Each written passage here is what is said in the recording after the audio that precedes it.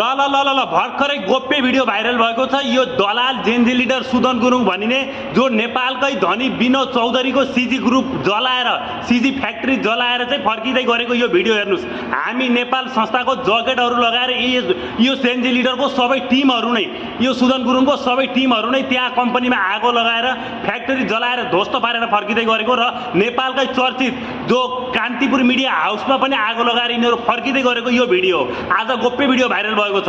र उसले चाहिँ विभिन्न ठाउँमा के भन्दैछ, हामीले पानी बारेका थियौँ, हामीले राम्रो काम गरेका थियौँ जेनजी आन्दोलनमा। ल हेर्नुहोस् त उसको टी सर्टको लोगो भएको जो हामी नेपालको संस्था आज विदेशी फाउन्डेसनबाट चलिरहेको विदेशी फाउन्डेसन यो एनजिओ आइएनजीको पैसाले विदेशको तिब्बतको पैसाले चलिरहेको यो संस्था र त्यो संस्थाको लिडर हो सुदन गुरुङ।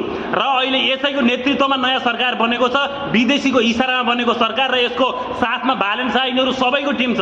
र अहिले प्रष्ट भइसकेको छ उसैले नेपालका सबै संसद भवन सिंहदरबारदेखि लिएर ठुल्ठुला कम्पनी फ्याक्ट्रीहरू ठुल्ठुला व्यवसायहरू जलाउने त्यही सुदन गुरुङ र सुदन गुरुङको टिम रहेछ भन्ने कुरा प्रष्ट भइसकेको छ। ठुल्ठुला भाटबटेनदेखि लिएर नेपालकै धनी व्यक्ति जो विनोद चौधरी छन्, विनोद चौधरीका सीजी ग्रुप पुरै कम्पनी फ्याक्ट्रीहरू जलाउने, पत्र पत्रिकाहरूका ठुल्ठुला मिडिया हाउसहरू जलाउने, सबै गर्ने ठुल्ठुला संरचनाहरू जलाउने, हात हतियार पेट्रोल सहित हिँड्ने सबै यसैको टिम रहेछ भन्ने कुरा प्रष्ट भइसक्यो।